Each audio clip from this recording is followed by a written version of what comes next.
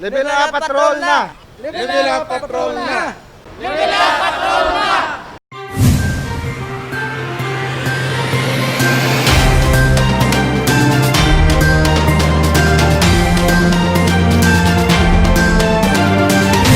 Water supplier kag water distributor ang ginpatawag sang alkalde agod istoryahan ang problema sa tubig sa syudad.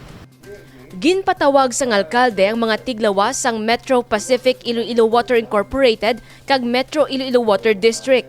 Dismayado ang alkalde bangod sa madamo nga reklamo nga nabaton sang syudad angot sa pigado nga supply sang tubig sa pila ka mga lugar. Importante ang tubig sa kampanya sang syudad batok sa COVID-19. Dugang padiri, kinahanglan man ang bastante nga supply sang tubig ilabi na nga nagadamo ang mga condominium kag mga negosyo sa syudad. May mga complaints kita, no? Kag ginatutukan ko gindi subong because importante ang tubig. Sa subong nga tiyempo, kahit ang ginabal sang DOH, WHO, nga kinanlan mapanghinaw kita sang aton kamot all the time. And ginahambal man nila, bisan nga may alcohol, mas maayugid kung tubig kag habon, no? So if water is not readily available, amo na nga nakitaan ta sa mga barangay nga nagsaka mga kaso, dira gid kita dapat matutok para madalaan naton sang water supply, no? Sa ginpresenta sa alkalde, may short, medium kag long-term nga action plan agod mahatagan sang solusyon ang problema sa tubig. Pila diri amo ang pag-ilis sa mga guba kag daan nga pipeline, pag-ilis sa mga water pump, pagpangita sang dugang nga source sang groundwater, bag-o nga water treatment plant kag madamo pa. Dapat manhatagan sang pagtamod ang problema sa non-revenue water.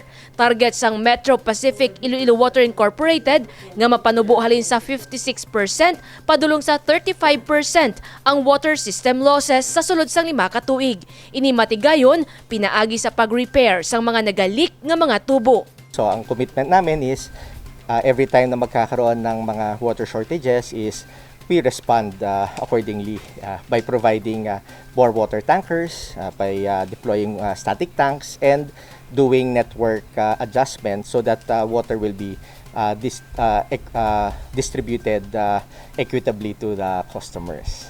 Aminado naman ng Metro Iloilo Water District nga madugay na nga problema ang supply sang tubig sa syudad. Kag ini ang rason kung nga nagsulod sila sa joint venture. Yung problema dito sa water supply sa kalakhan ng distribution ng distrito ng Iloilo City, ito po ay matagal na pong problema ng Iloilo City. Nakita nyo nga kanina doon sa pinesa ng Metro Pacific Iloilo Water na 22% serve pa lang yung covered. So, yung isang aspeto doon, dalawa po yung problema natin dyan. Supply, tsaka demand. So sa supply po kasi sa kalaunan, matagal na rin po talagang problema ng MLW since 2014 pa, no? Ilang 14 years na pala, sorry. Na matagal na pong hindi nagkaroon ng stagnation po sa supply ng patubig dito sa Iloilo City and adjacent areas, no? So, and nagkaroon kami ng MIW na problema po sa pang-financial din, no? So kaya po nagkaroon ng joint venture company, no, na ito ay pumasok po yung may kapabilidad sila sa technical at sa pananalapi po. Isa pa sa ginalantaw nga solusyon sa low water pressure kag kun kaisa shortage sa water supply amo ang dugang nga supply sang tubig gikan sa bulk water supplier kapareho sang flow water. Sa masunod nga semana, liwat magasapol ang alkalde sa MPIW kag MIWD para sa estado sang supply sang tubig sa syudad. Iloilo City Comprehensive Land Use Plan ang ginatarget nga matapos sa Disyembre subong nga tuig.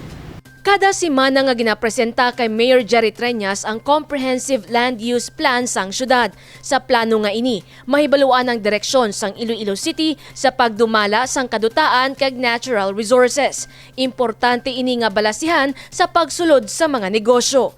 Target nga matapos ang plano sa Disyembre 2020. Importante na kayo because, nakita naton nga because of the CLUP that we have, ang development naton sa syudad daw madasig, no?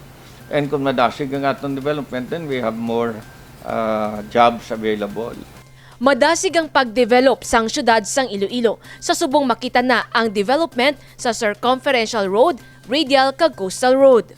Ang sa Subong siguro, nakita na naton ang development sa Subong, incorporate na sa CLUP, like ang mga amendments ng mga aton dira nga land use ang dira sa Circumferential Road, sa Radial Road, sa Coastal Road, kay ti alin na sa mga agricultural gin-convert na sila tanan sa commercial para nga mas madasig ang development.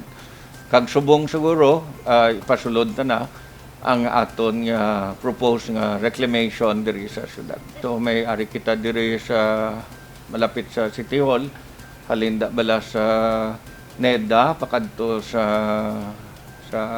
fishing port.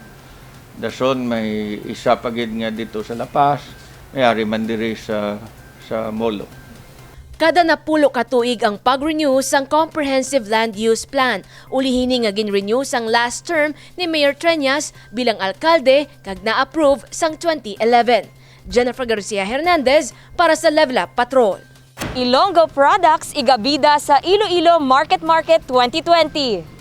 Sa Nobyembre 13, magapatigayon sang Iloilo Market 2020 ang Philippine Chamber of Commerce and Industry Iloilo Chapter. Diri igabida ang nagkalain-lain nga mga negosyo. Maghalin sa mga restaurant, authentic Ilonggo product, kag produkto sang small and medium entrepreneurs sa Iloilo. Very inclusive.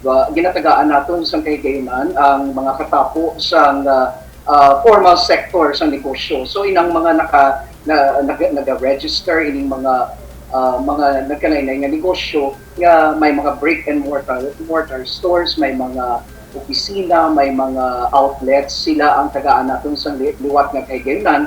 In addition to them, because inclusive ang aton nga mga social enterprises arakman, no, ang nagabaligya ang ating mga MSMEs, ang nagabaligya sa mga delicacies, nagabaligya sa mga pagkaon, araman. Liwat natin nga tagaan nga sa kaygayonan ng mga katapos sang IRA, ang ating mga restaurants, ang ating mga nagkalain-laing food outlets, ang aton man nga tagaan sang chance agud makapakita liwat sa ilang servisyo. And of course, ang Obra Ilonggo. Kung sa diin ang mga Ilonggo products natin gin-level up, kintagaan sa bagong duag, bagong innovation, and makita natin nga in the midst of the pandemic, padayon kita nagapangita sa ways of doing things better.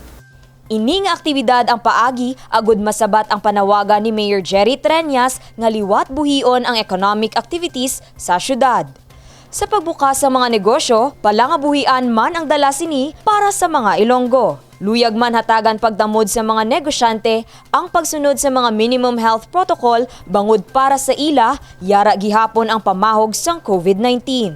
Guarded expectation, ang tanan naton nga optimism gina-temper naton upod man sang pag-andam, no? So optimism coupled with caution.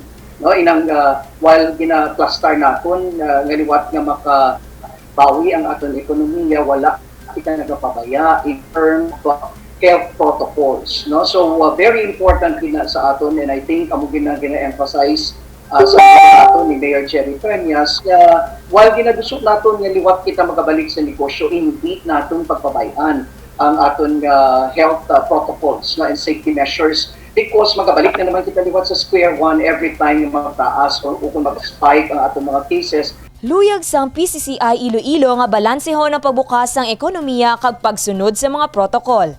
Gani bisan ang mga negosyante ang nagapangita naman sang nagkalain-lain nga mga teknolohiya, agud masigurado ang husto nga pagpatigayon sang contact tracing sa ila mga personnel kag mga customer. Digital portrait patok sa mga Ilonggo. Kalingawan lang sang una ang pagkabig ni John Christian Cuerpo sa paghimo sang digital portrait sa tion wala sang trabaho sa Iloilo City Engineers Office.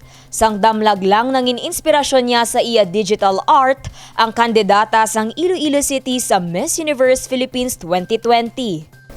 Ang inspiration ko sa artwork na is ang Birth of Venus ni Sandro Botticelli. Bali, ang Birth of Venus is symbolizes beauty, woman of beauty and love.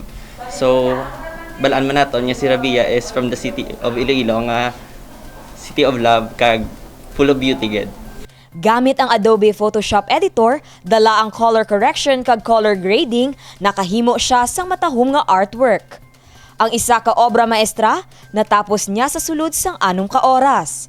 Para kay John Christian, madamo sang matahom sa Iloilo nga dapat ipabugal kag isa na diri amo ang kaanyag sa mga dalaga. As we all know, Iloilo is the city of love. So, ang artwork is inspired from woman of love and beauty. So, si Rabia is living proof gid nga basta Ilongga gwapa kag inside and out. Samtang isa man ka architecture graduate sang Iloilo Science and Technology University ang naghimo sang digital artwork.